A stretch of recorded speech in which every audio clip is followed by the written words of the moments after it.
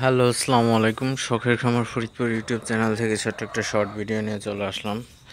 তো আজকে একটা বিষয় নিয়ে আলোচনা করব যে আসলেই কি যারা প্রান্তিক খামারি আছে এরা কি আসলেই কি সঠিক দাম পাচ্ছে কিনা, তো সেটাই আপনাদের সাথে আলোচনা করব। তো ভিডিওটি কেউ স্কিপ না করে শেষ পর্যন্ত দেখবেন, আর অবশ্যই শখের খামার ফরিদপুর ইউটিউব চ্যানেলটি সাবস্ক্রাইব করবেন, লাইক, কমেন্ট এবং শেয়ার করে দেবেন। তো ভিডিওটি শুরু করা যাক। তো বাংলাদেশে তো বেশ কিছুদিন ধরেই প্রায় আপনার মুরগির দাম কিন্তু একদম কম ছিল। তো হঠাৎ করে কিন্তু আপনার আজকে হচ্ছে আপনার মুরগির বাজার কিন্তু অনেক বেশি। তো অনেক বেশি থাকার পরেও কিন্তু আপনার যারা প্রান্তিক খামারি আছে তো এরা কিন্তু আসলে আপনার সঠিকভাবে দাম পাচ্ছে না। তো আসলে এমন একটা সিন্ডিকেট চলে আসলে বাজারে। তো আপনার ব্রয়লার মুরগি কিন্তু আপনার এখনও কিন্তু 155 থেকে 60 টাকা করে হচ্ছে আপনার, এর উপরে কিন্তু আপনার পাইতেছে না। তো 150-55 এর মধ্যে আসলে মুরগি কিনতেছে। তো সোনালির কথা তো না বললেই নয়, সোনালির বাজার এমন করে দিছে, তো এক সময় হয়তো সোনালির বাজারে আগুন লেগে যাবে। তো সোনালির বাজারে একদম এখন ধস নামায় দিছে। তো বেশ কিছুদিন ধরে সোনালির দাম কিন্তু অনেক কম। তো 230 টাকা 35 টাকা হচ্ছে পাইকারি। তো উৎপাদন খরচই হয় না আসলে।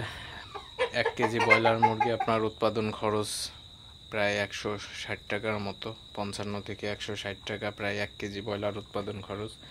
তো সেখানে কিন্তু আমাদের বিক্রি করতে হয়েছে 140 টাকা করে। তো এখানে কিন্তু অনেক একটা লসের সম্মুখীন আসলে হইতে হয়েছে।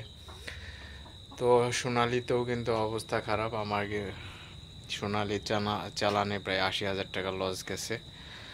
তো তারপরে কিন্তু আসলে আমি মুরগি একটু পরে উঠাবো। তো আপনারা দেখতে পাচ্ছেন আমার ব্রয়লারের শেডটা পুরোপুরি ফাঁকা। তো আমার এই শেডে ব্রয়লার রাখি আমি। তো এখন কিন্তু বাচ্চার দামও বেড়ে গেছে।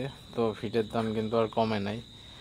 তো ফিডের দাম যদি না কমায় তো সেক্ষেত্রে কিন্তু যারা খামারি আছে তাদের কিন্তু লসের সম্মুখীন হতেই হবে। তো ওষুধের দাম বাড়াইছে আগের থেকে।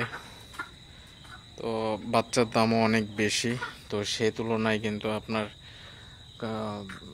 মুরগির দাম বাড়ে নাই। তো সেক্ষেত্রে কিন্তু খামারিদের লসের সম্মুখীন হতে হবে। তো অবশ্যই যারা ছোট খামারি আছেন আপনারা চিন্তা ভাবনা করে খামার করবেন। তো বাচ্চা উঠাবেন চিন্তা ভাবনা করে, তো না হলে কিন্তু আপনাদের লসের সম্মুখীন হতে হবে। তো পোলট্রি অ্যাসোসিয়েশন